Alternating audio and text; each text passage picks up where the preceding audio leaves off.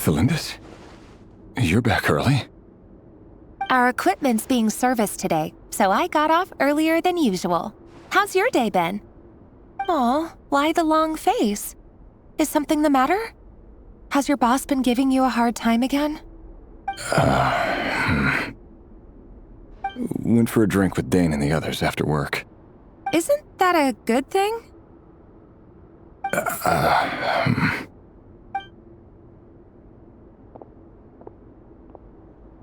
Vedifilnir showed up today, too.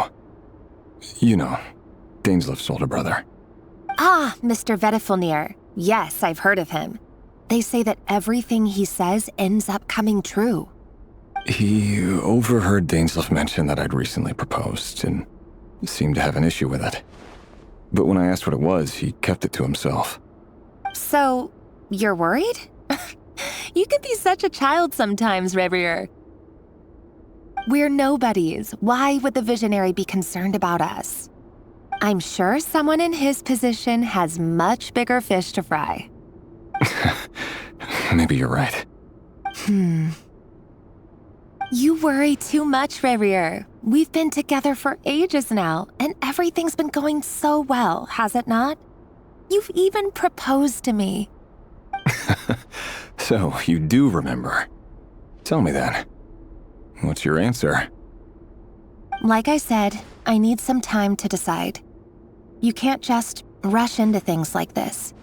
We may be nobodies in the grand scheme of things, but if we want things to work out, we've still got to plan ahead. All right. Take your time. Just don't keep me waiting forever. Nobodies. Sounds about right. In the eyes of people like Vedifilnir and Daneslif, what do we matter? Can someone whose gaze is so fixed on a far-flung future even see the present clearly? Besides, the dynasty's fate rests with the king and his inner circle. Whatever I do, it won't make much difference. Meanwhile, every idea they come up with and every decision they make, it affects everything. These days, the king is lost in his research, and the purge of the Crimson Moon bloodline grows ever more intense. The opposition tried to speak out, but nothing came of it. And I'm under no illusions as to why. Because we eliminated them and got rid of their bodies.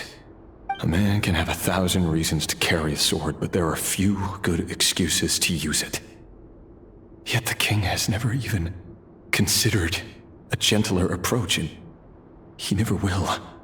What becomes of someone who kills on another's behalf? Can he ever find true peace?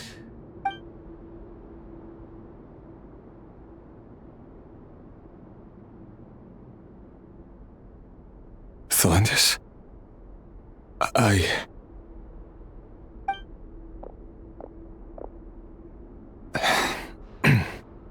It's nothing.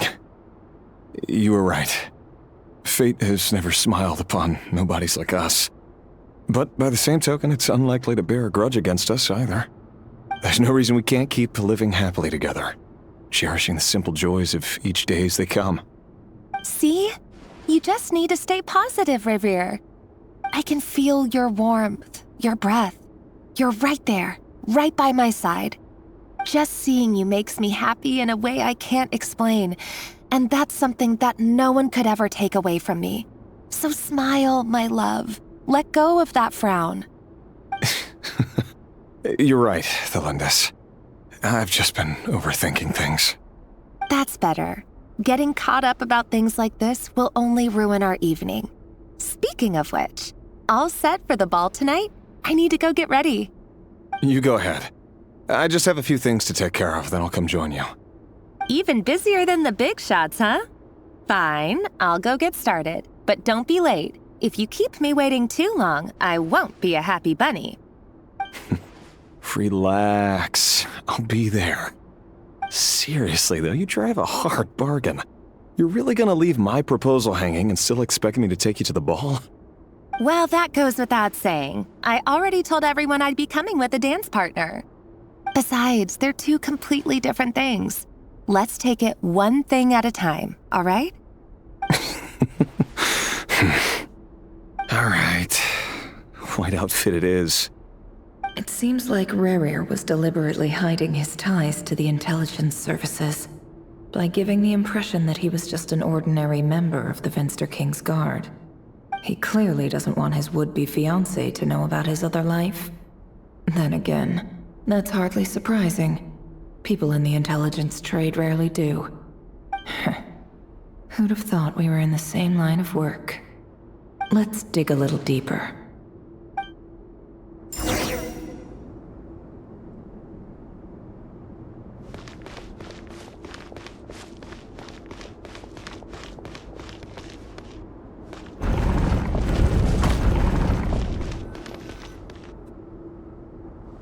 Our last operation was a resounding success, and all thanks to you, Reir of Solnari. In total, we apprehended 32 dregs of the Crimson Moon, and 67 accomplices. After all these years since the dynasty's fall, so many of them still linger on. Indeed, it cannot be denied. Yet it was destiny that the Crimson Moon should be overcome by the eclipse, and that His Majesty, the all-seeing Venster King, now guides our nation on the path to prosperity.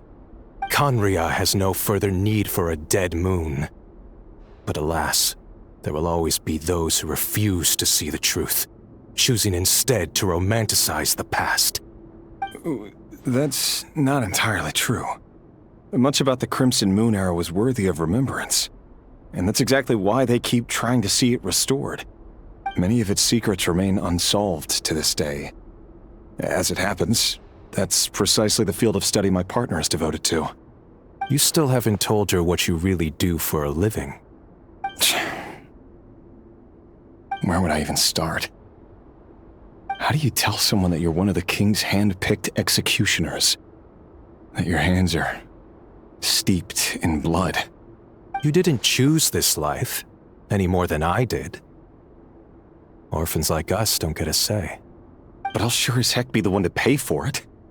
Speaking of which, we need to be more rigorous in the way we identify direct descendants of the Crimson Moon. Someone, it seems, has strong opinions about my future plans. Most likely my marriage in particular. I have a feeling that we may soon become targets of the Crimson Moon's retribution. Your concerns are not unfounded. They've taken out many of our colleagues these past few years, and for that very reason.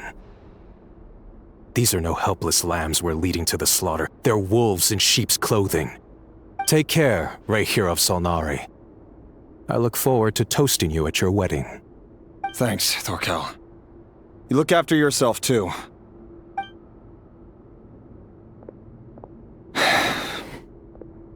Thelindis, I never wanted to keep this from you. You're the last person I would ever want to lie to. But that's exactly why I can't tell you everything. There are things you shouldn't know. Things you cannot know. The moonlit dynasties are a thing of the past. Yet even now, with the sun shining high in the sky, there are those who would call forth a dead moon's ghost. Could that be why Vedalfnir held back? Or was it because of some court secret he's not at liberty to share? I have to get a clear answer from him. No matter what happens, I will protect Thelindis. Rerir seems to be very concerned by Vedalfnir's reaction. Vedalfnir and Dainsleif, the Visionary and Twilight Sword. So that's what they were really like. I've investigated this whole area now. There doesn't seem to be any other memories here. Should I try somewhere else? Wait a second. What's this black smoke?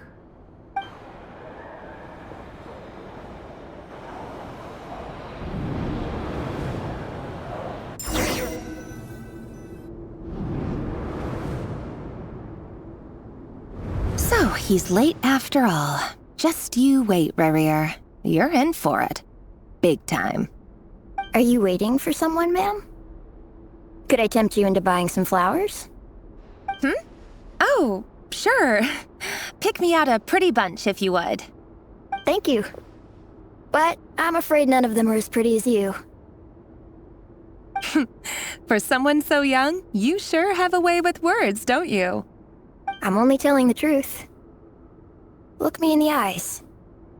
You'll see I'm not lying. May we have a word in private? Who are you? And what do you want? It doesn't matter who I am. Too many of our kind have fallen lately, so I decided to take the risk of reaching out. Not long ago, the Ray here of Solnari led an assault on one of our strongholds. We suffered many casualties, and many who came to our aid lost their lives as well. Sorry, I don't know why you're telling me this. And I don't want to get involved. Wait, hear me out. This time we finally got a clear look at his face and learned his true identity. His name is Rerir, and he claims to be one of the King's guards. What did you say? A cruel irony, isn't it? The man you're set to marry leads a double life as a brutal executioner. But surely, you must have caught a whiff of the blood on his hands. Why are you telling me all of this now? Simple.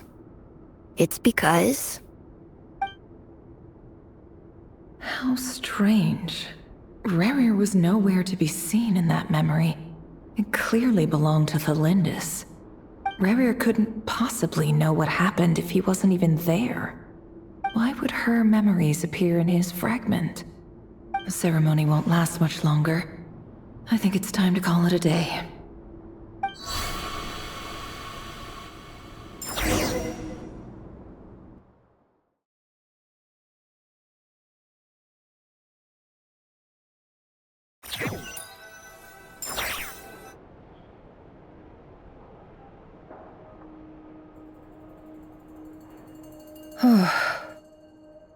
So that was your doing?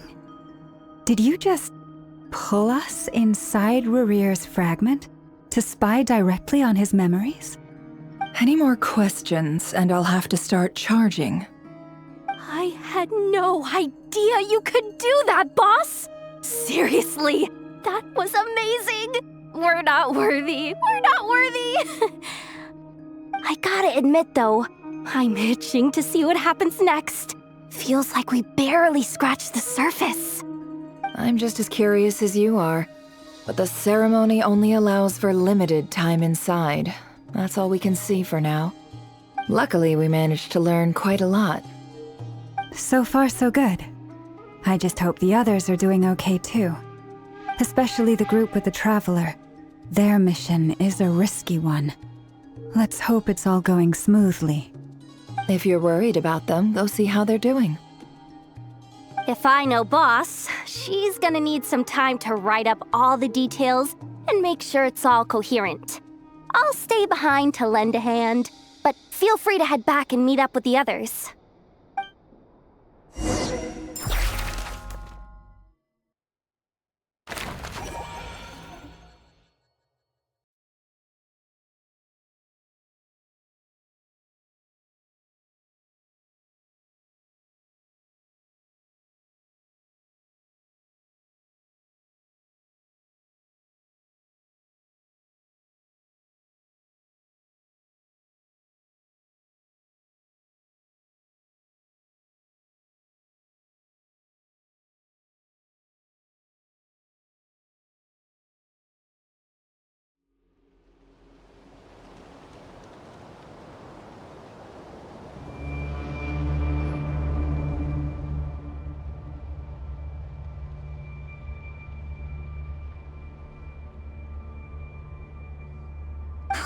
They might not have seen us yet, but them constantly sweeping the area, our way out is completely blocked.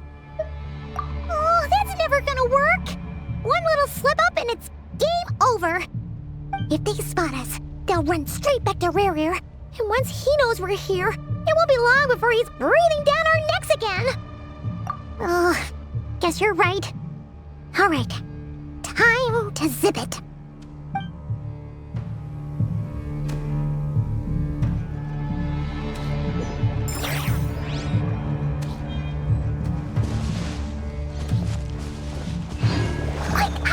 We almost got spotted!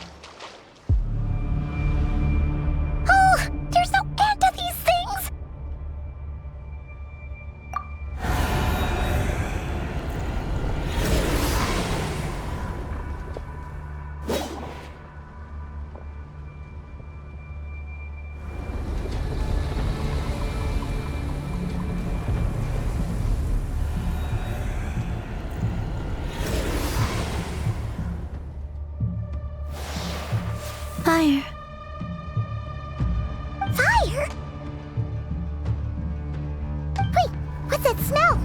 Oh no! There's a fire!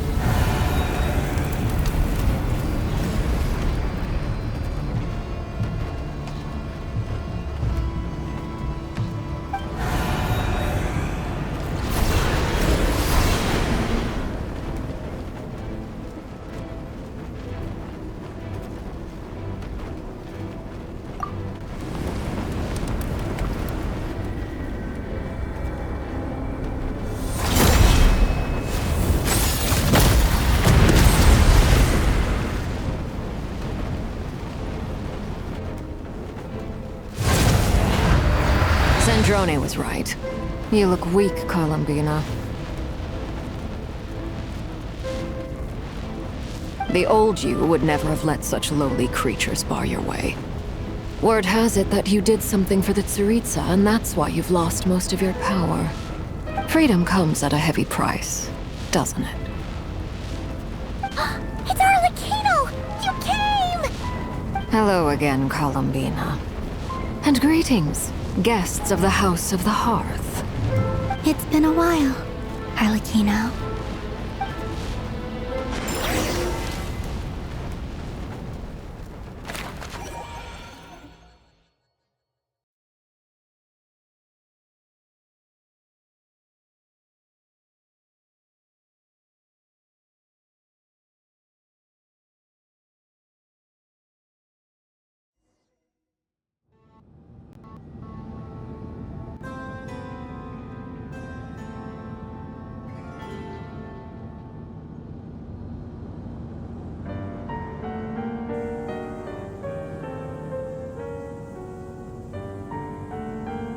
Stupid right here of stupid Solnari.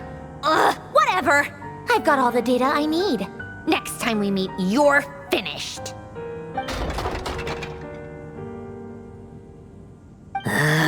He sure doesn't pull his punches. Excuse me, do you need a hand? You can do me a favor by staying out of my way. Can't you see I'm busy? Wait a minute. I recognize that voice. Hello, Miss Sandrone. Father sent us over to help. How considerate of her. Hey, Fremine, get over here and help me fix this. Lenny, you do your thing. Just keep your sister away from my machines. Nearly every machine that Catgirl touches ends up going haywire. Go put her on cleaning duty or something.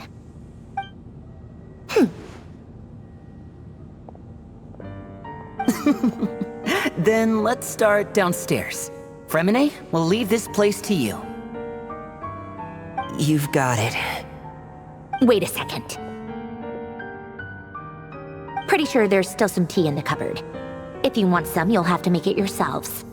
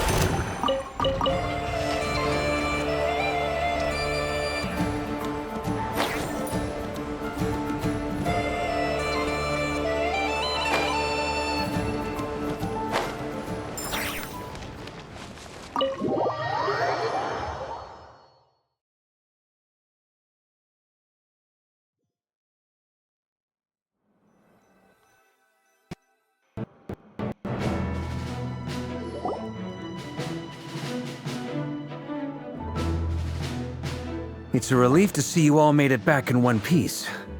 Huh? Feels like there's quite a few people missing. Where's Flint's and the others? And what about Niffer? I returned ahead of them. Flint is helping Aino and Anefa to set up the decoys and buy us some time. As for Miss Nefer... Boss is still wrapping things up on her end. She sent us back to fill you all in on the top secret intel we've been gathering. I see. Then let's get right into it. But first, who do we have here? You brought someone else in to help? Greetings. I was invited here to help as a longtime Tea Party companion of Columbina's. You may call me Arlecchino. Surely it can't be. Those eyes. Oh, where have I seen them before? Wait, of course. In those memories we just saw. The only Arlecchino I know is the fourth of the Fatui Harbingers. So either you share a pretty uncommon name, or you're more than just a Tea Party buddy. You are well informed, Grandmaster. A man from Mondstadt living all the way out here in Nodcry, and yet the people and affairs of Snezhnaya seem to hold a special place in your heart. Oh, the feeling's mutual. Sounds like you know all about who I am, too.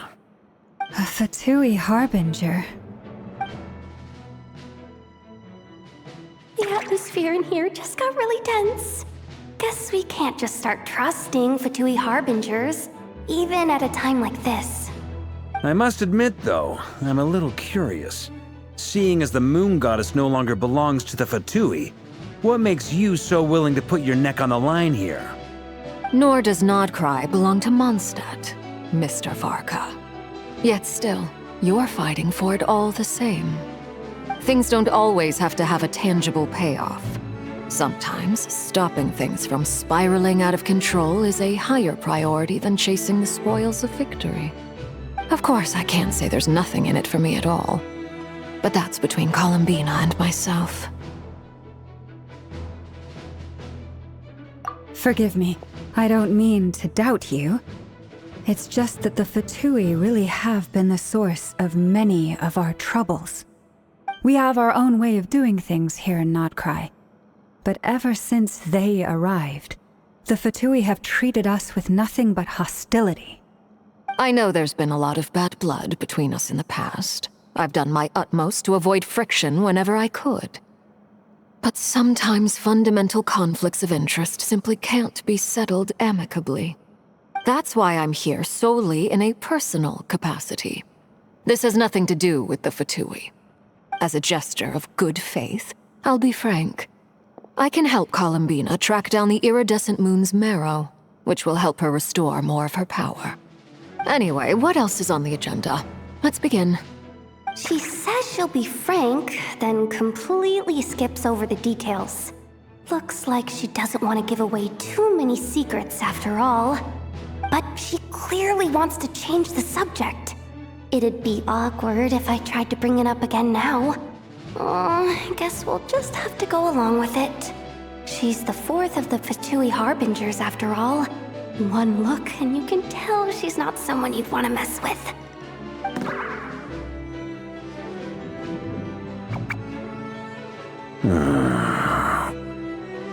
Well, since Miss Arlecchino sounds confident in her ability to handle that, we'll proceed to the next topic. Yehoda, time to share that top-secret intel. Alright, listen up everyone.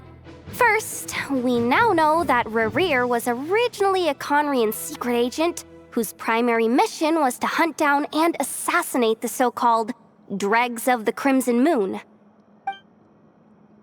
The Dregs of the Crimson Moon?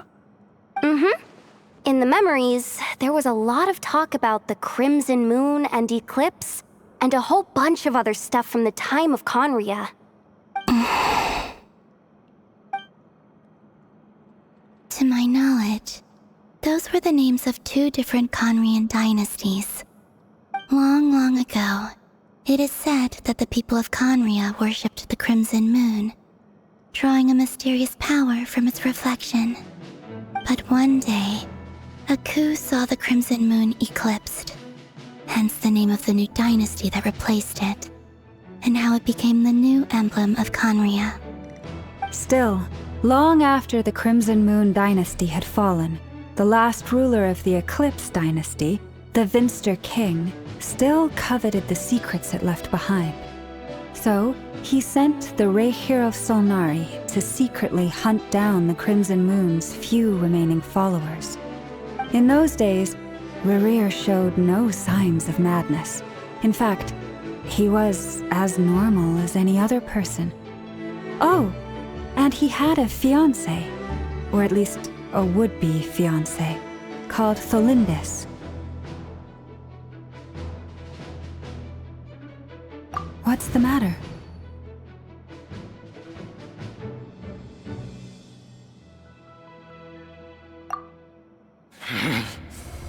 Verifany, Granddaughter,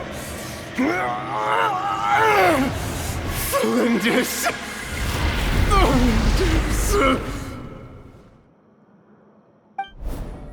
Interesting. Anything else?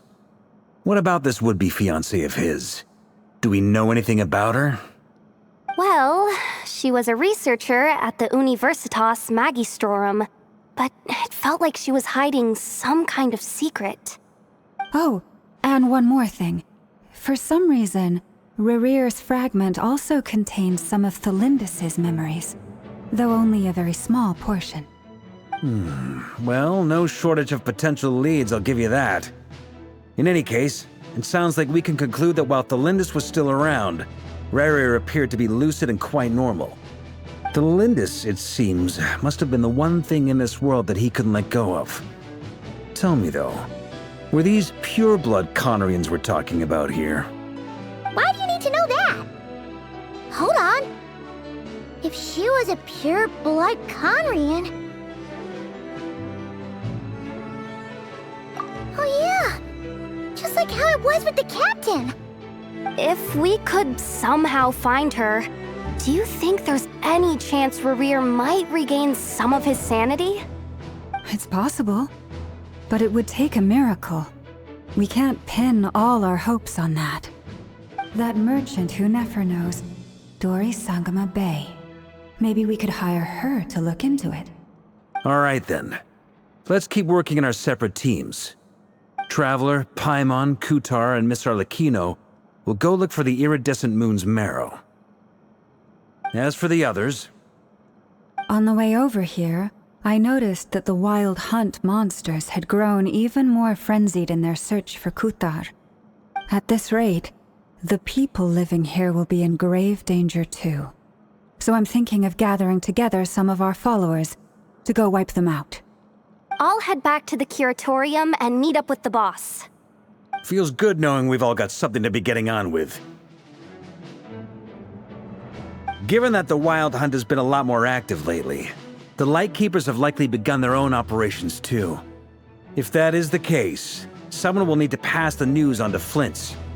I'll hold the fort for now, then discuss our next move with Flint's, Aino, and Anefa when they get back.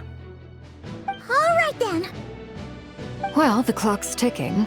If that's everything, we'll be on our way. We'd better get moving too. We'll try to buy you as much time as we can. Relax, just do your thing. I decided to call in some backup since things are getting so hairy.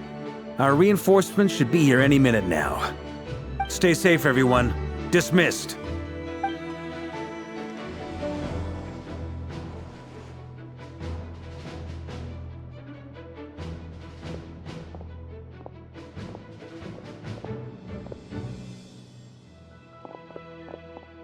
We're back. Did we get here a little early? Or a little late? A tad late. The others have already set off. To summarize, our resident moon goddess has found us a new ally, and Boss Nefer has uncovered some promising info. Everything going smoothly on your end? Not great. I don't know how long we can stall them for. The decoys are getting taken out way faster than we imagined.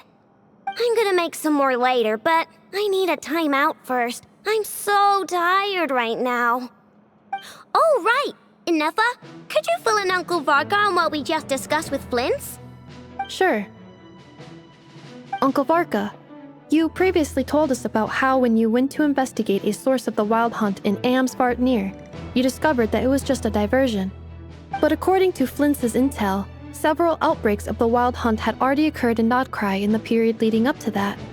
That was before Rerir had regained his body, when he was far from regaining his full strength. In other words, in theory at least, he still lacked the means to act in two places at once. Flintz, with everything that's been happening, the Lightkeepers across Nodcry are rallying to fight back against the Wild Hunt. They're gonna need your help. I know, I'm sure you're capable of coming up with something far more effective than decoys. But for now, you should stay here and get some rest.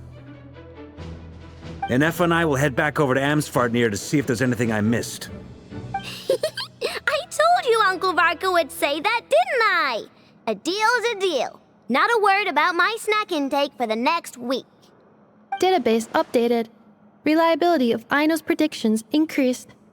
What does that mean? They were betting on how you'd respond after hearing their intel. It's the obvious choice, isn't it? That's hardly worth betting on. We already decided that Anefa should go investigate the situation over at Amsvartnir on her own. You might as well stay here and keep watch. Someone needs to hang back and oversee our strategy meetings. And besides, you still haven't fully recovered from ambushing Rerir. So I've ended up with the easiest assignment. Well, I appreciate it, everyone. See you when you get back.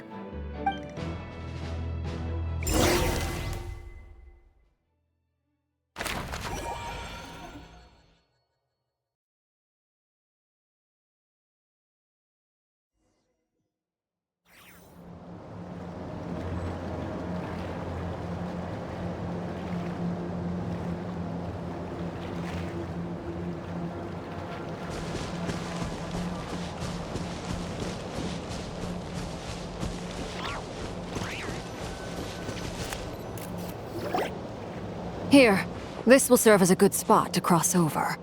Arlecchino, hold up a second.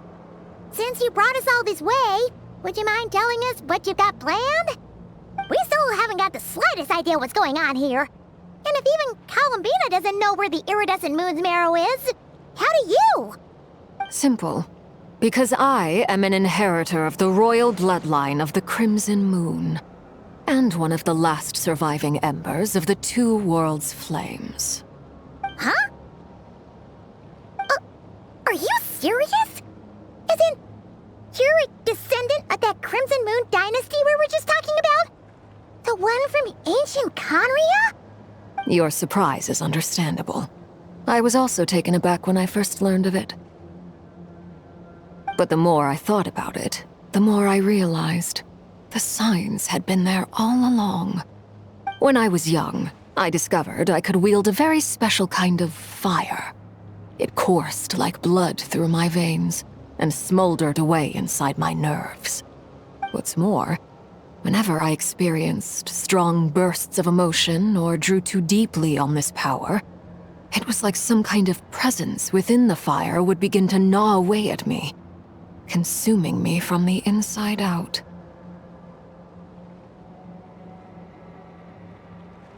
Exactly. That is why my hands are like this, too. At first, I saw it only as a curse, but once I became a harbinger, the jester apprised me of the truth. Together with my own investigations, over the past few years, there are several things that I have gradually come to understand. For instance, take the so-called Crimson Moon. In truth, it is nothing more than the shattered remnants of the iridescent moon, fused with the abyss to prolong its lifespan.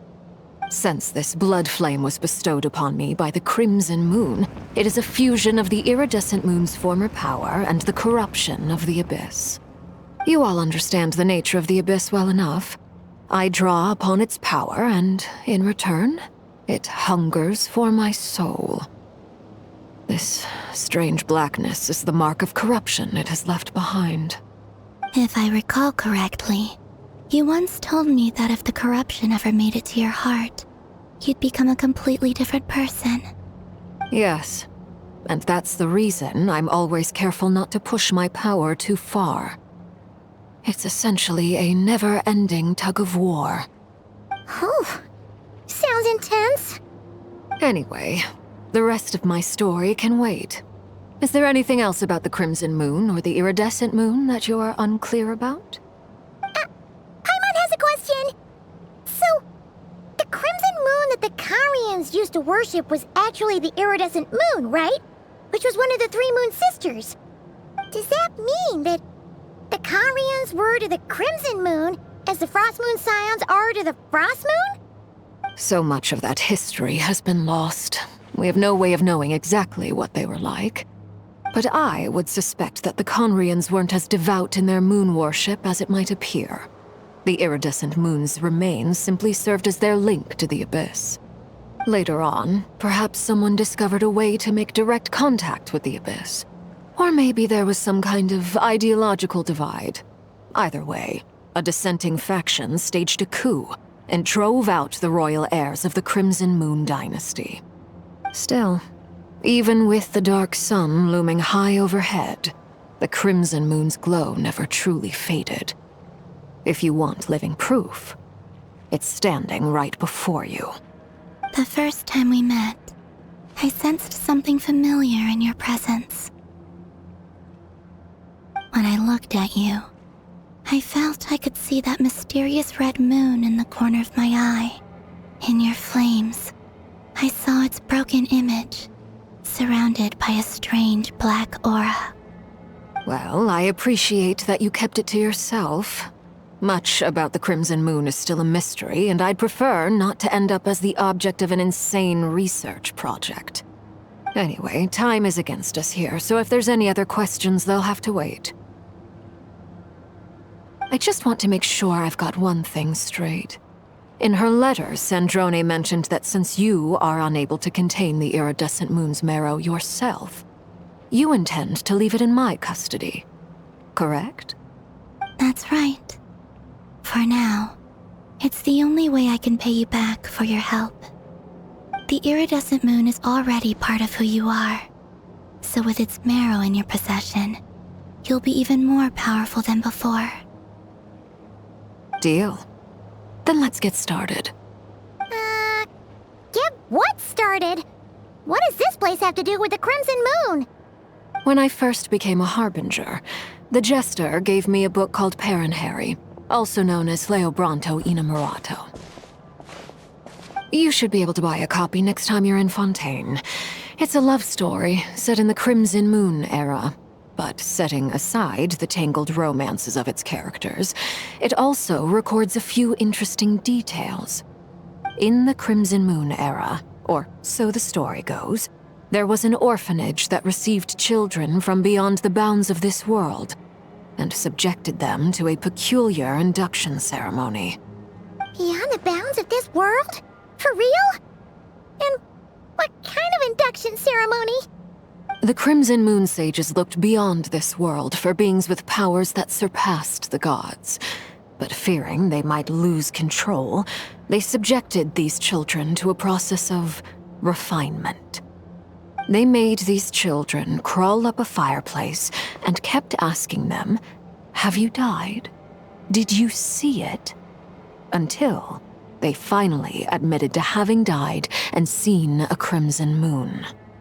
The adults embraced the children who passed the ritual, telling them, "Within the fireplace, you have traversed the flames between two worlds. Here and now, you are born anew." The book leaves much unsaid, but I suspect that this was their way of branding the children they had enrolled, leaving an indelible mark upon them so that they would forever live in the Crimson Moon's light. That explains why I can't sense the Crimson Moon's marrow in this world.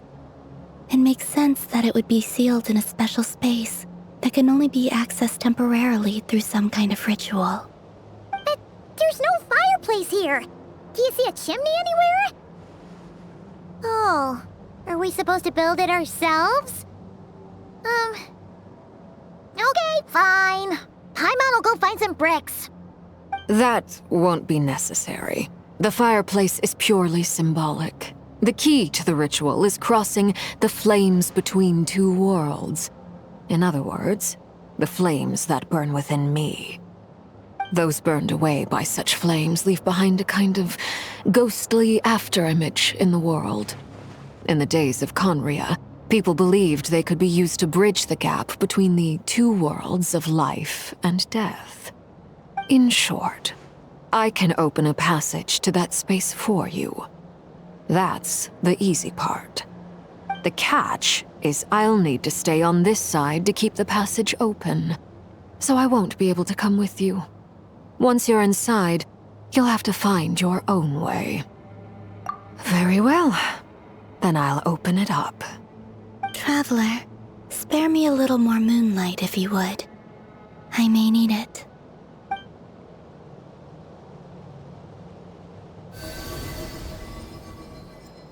Thank you. I feel like I've recovered some of my strength now. It should be enough to move us across short distances and confront whatever dangers might await.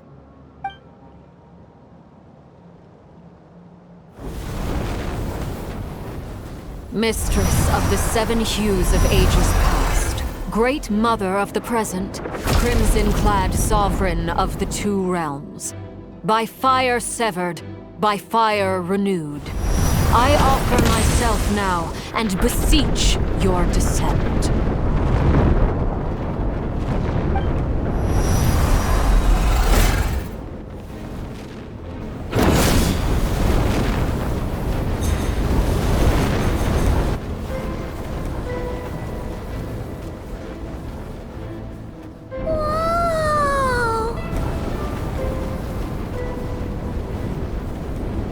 One word of advice.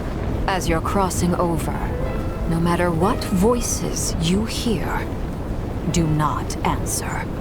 Got it! I sense a sinister gloom inside, but also the familiar light of the moon.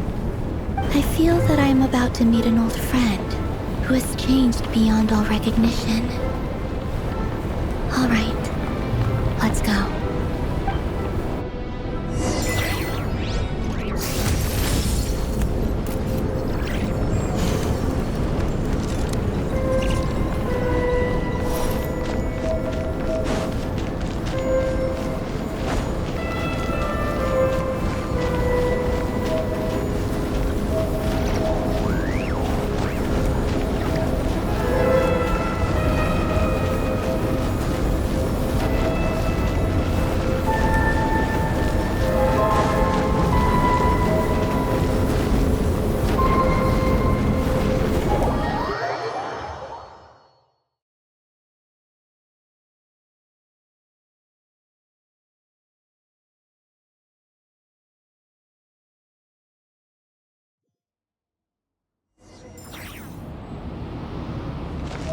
I sense your presence, and crave you death and rebirth. Wait, why are you? You have crossed over from another world, transcended fate itself. I have no right to.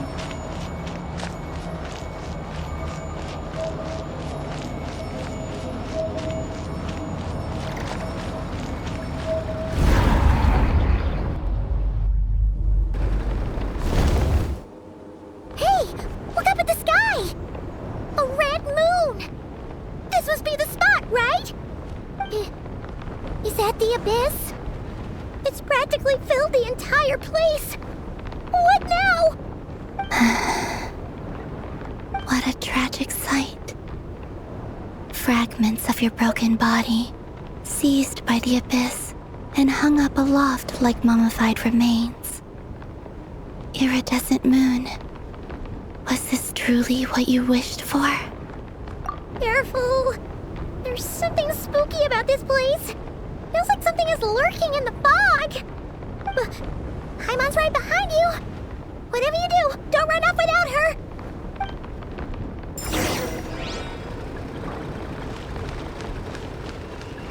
By the way, Kalambina, didn't you tell us that the iridescent moon had shattered into pieces? The moon up there looks pretty whole to Paimon. How is that possible?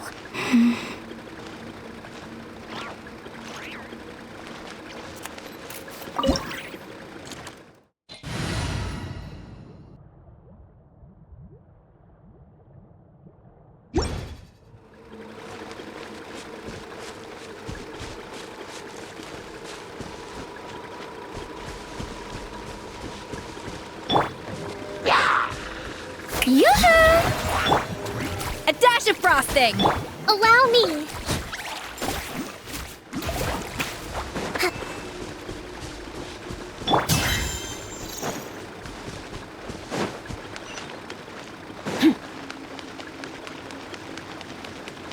Just like I thought. It was only a facade.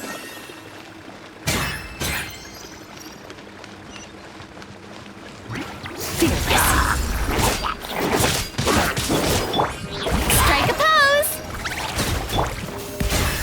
Cha! Sword! Ha! Ha!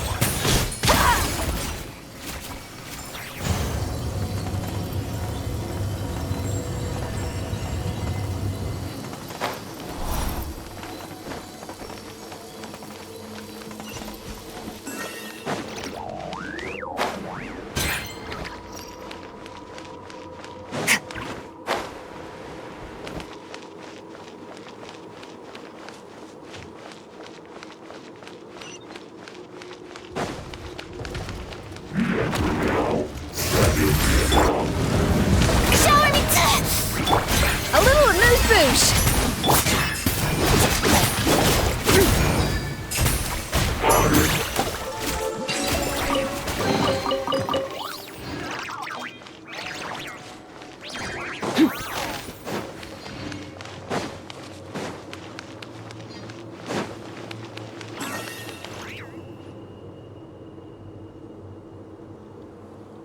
Huh?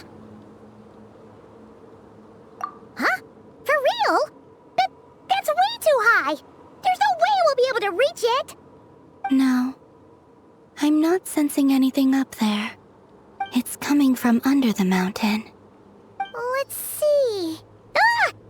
There's some kind of weird shadow over the water! Wait, see that? Looks like a mechanism of some sort. Let's check it out!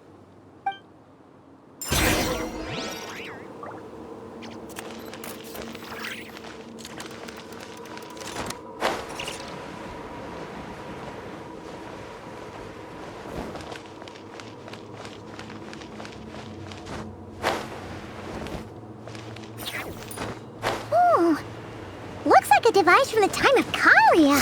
Maybe people once came here to study the Crimson Moon's domain, and they left this behind. Oh, if we can activate it, we might find some clues.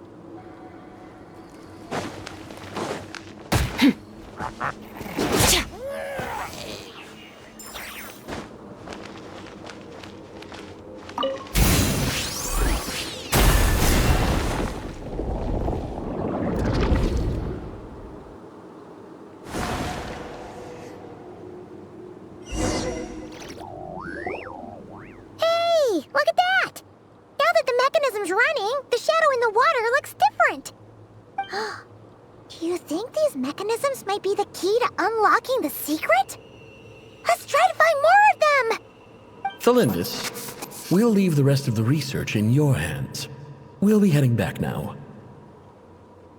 I hope this isn't ruining date night. Ugh. Mind your own business. Just leave me some snacks on the table. Thelindis? Is that Rear's girlfriend? How come we're hearing her voice here? Oh yeah. So, do you think she was studying this strange space all along? The Abyss has made this space extremely unstable. Maybe that's why some of the things she said and did were preserved here.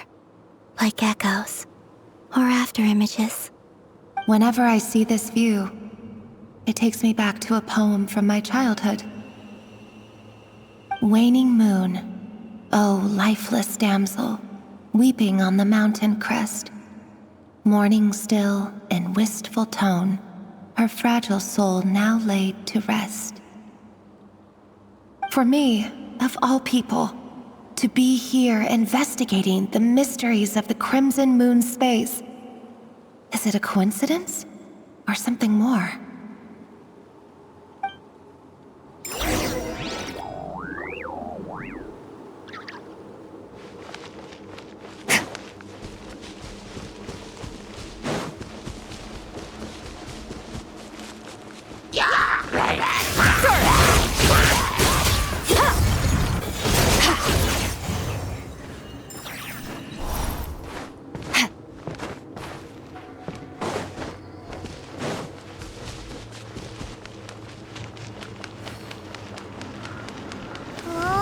Looks like the Abyss has messed up this mechanism. We need to find a way to get it working again. Let's see if there are any other devices nearby.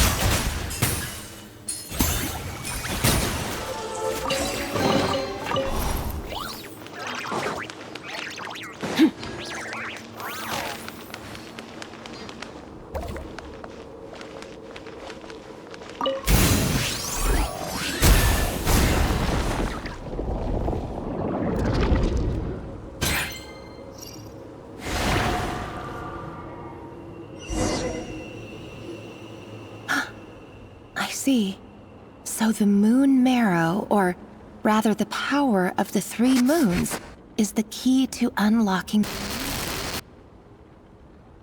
If it really does exist, then maybe this madness can finally be put to an end.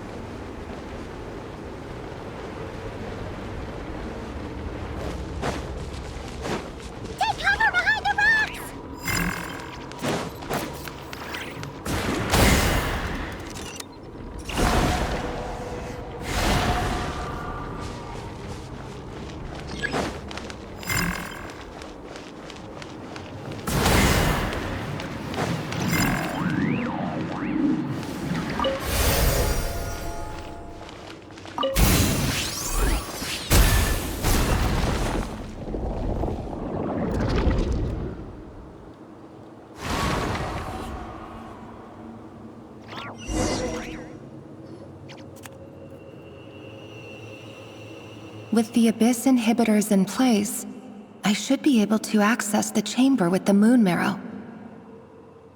Oh, Revier, with every step you take, you're drifting further from what you truly desire. But you're not the root of the problem. Ever since that outsider set foot in Conria, the Vinster King has sunken deeper into madness. If only I could get my hands on that outsider.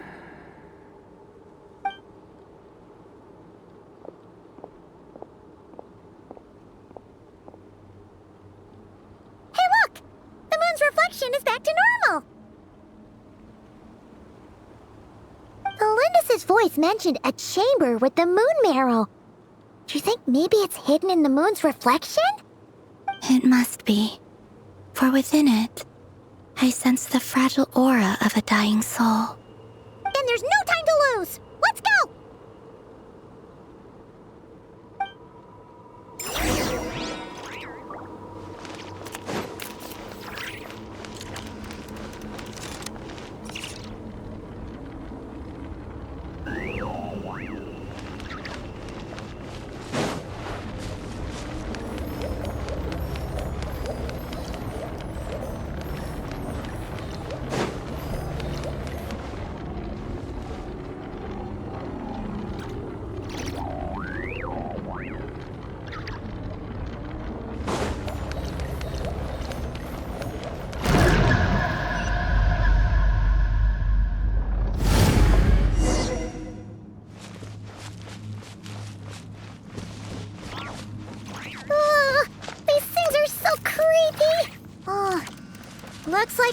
destroy them if we want to get to the iridescent moon's marrow.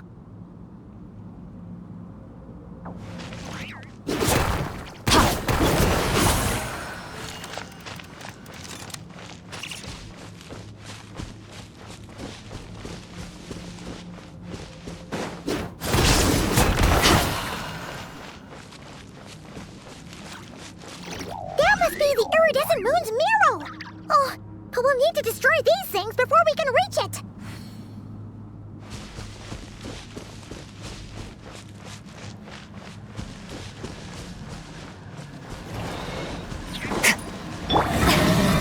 Shower me with the...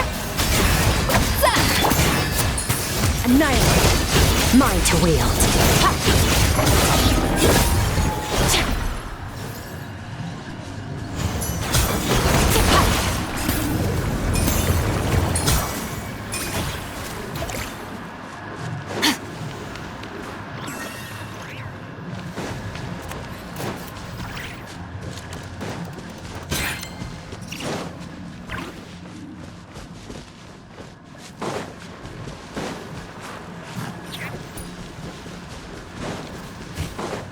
Fearless.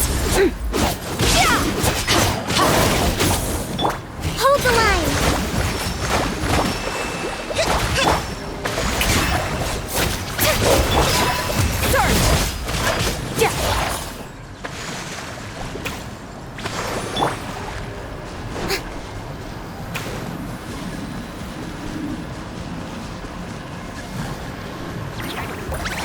Let my name echo in song! A burst of flavor! Annihilate.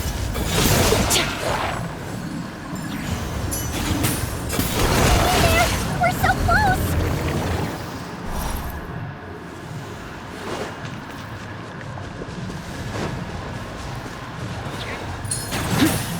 Extinguished.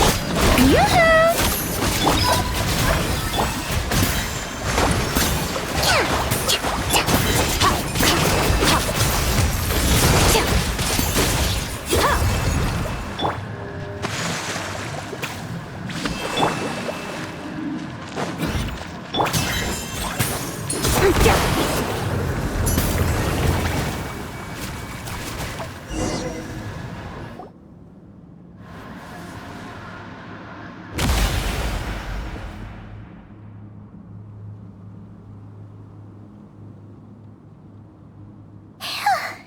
We finally did it!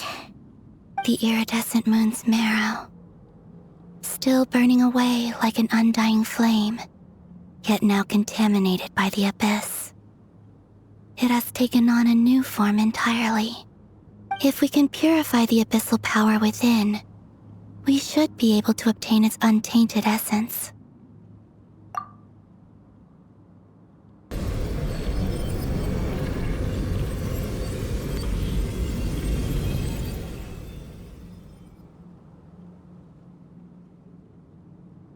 It's so cold.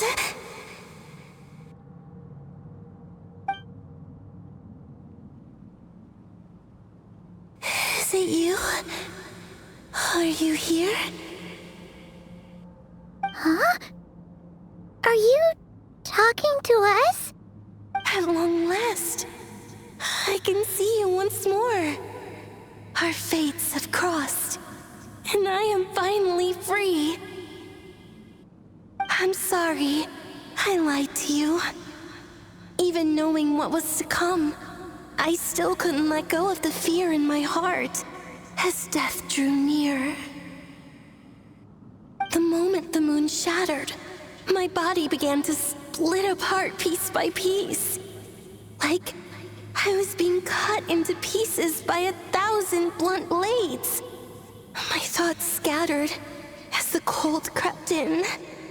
But I could not bear to fade away like that. Tell me, what was it that brought you to us all that time ago? If only I had possessed your courage, then I might have been spared this torment more painful than death. You look so puzzled. That's how I felt too. when I first saw you. But trust me when I say that everything happens for a reason. Farewell, Hypo.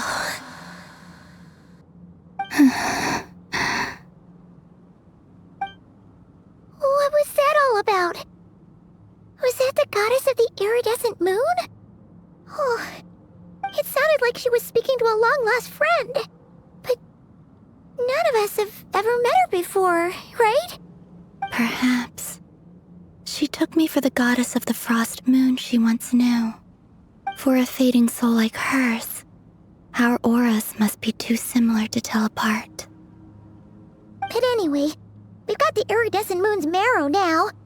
That should help you regain your strength, right? Alright, time to leave this place and meet back up with Arlecchino. Let's go!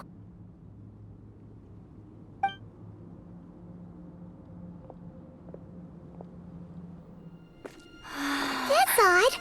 This place looks different than when we came in. Waning moon, Huh? oh lifeless damsel.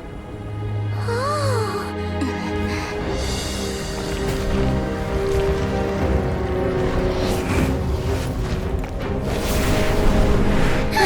Hurry! The place is collapsing! It wants to trap us here. Who's it? The Abyss? Now we've taken the moon marrow. All that's left here is a dark will. It will show us no mercy.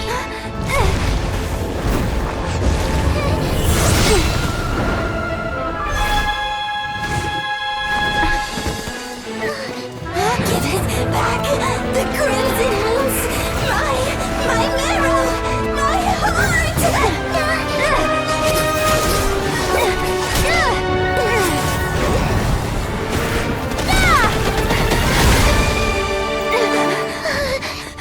Finally! Huh? Oh no! The exit's blocked! They're back! Now what do we do? This is where you fall. Witness my rise. What are you waiting for?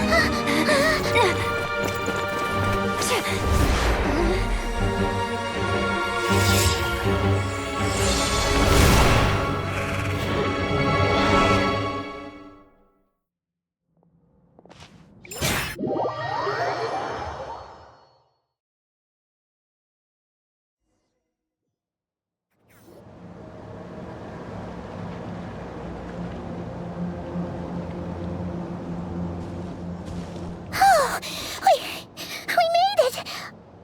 Was that you, Arlecchino? Did you save us? Wait, your hands! They're... Oh, this? Don't worry. It's a small price to pay. The Abyss wanted to trap you inside, and I defied its will by bringing you out. No wonder it's a little angry. No. I have paid the price, albeit a small one, and it cannot be undone. My hands have already fused with the Abyss. Purification would simply destroy whatever's left of them. But surely... Oh... We're so sorry, Arlecchino. Paimon can't believe you'd make a sacrifice like this for us. As much as I'd like to call it a favor, the truth is I was simply holding up my end of the deal. Well, Columbina. Yes, you did your part. And as promised, I will leave the iridescent moon's marrow in your care. From this day forth, may the two worlds' flames burn ever more brightly.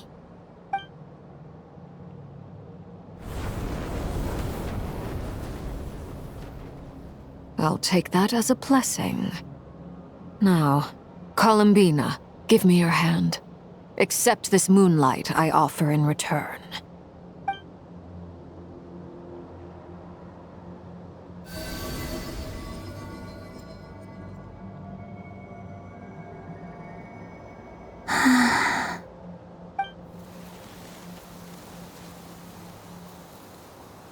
Feeling stronger? Hey, Columbina, are you okay? I'm fine. Our powers are a little at odds, that's all. By the Frost Moon's authority alone, wielding the power of the other moons was always going to be a stretch. Still, I think it's fair to say that your strength has returned, at least to the level it was at as Third Harbinger. It's still not enough. There's no way I can hope to challenge Rayrir like this. Just one more ray of moonlight, if you would. It's okay. I can take it.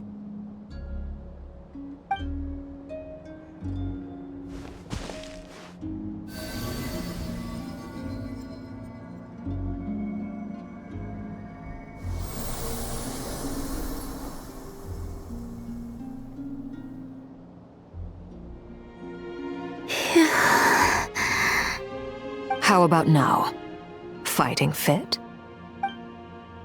At the very least, I won't have to stay hidden like before. I want to see him gone from Not Cry.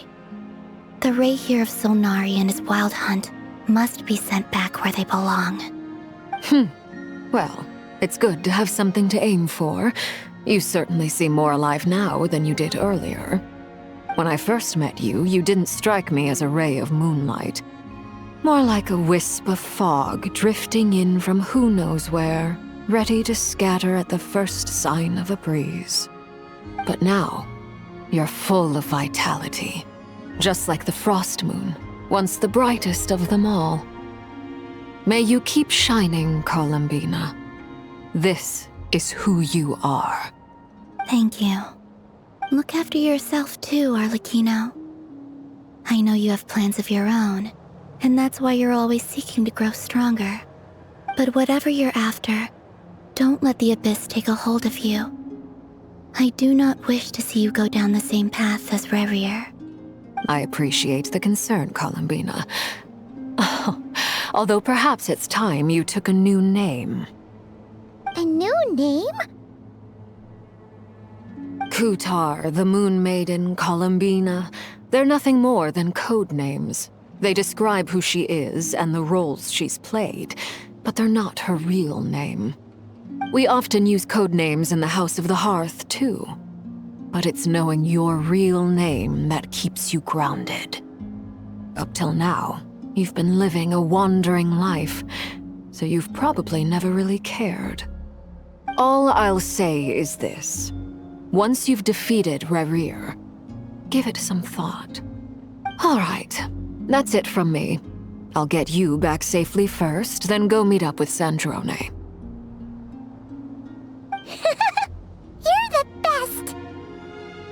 I appreciate the gesture. It speaks to your good character. Anyway, let's get going.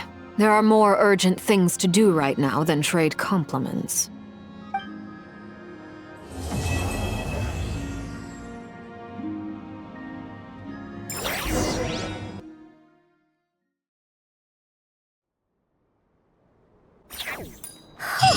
It was a close call, but we got the iridescent moon's marrow and restored Columbina's strength, and that's all that matters.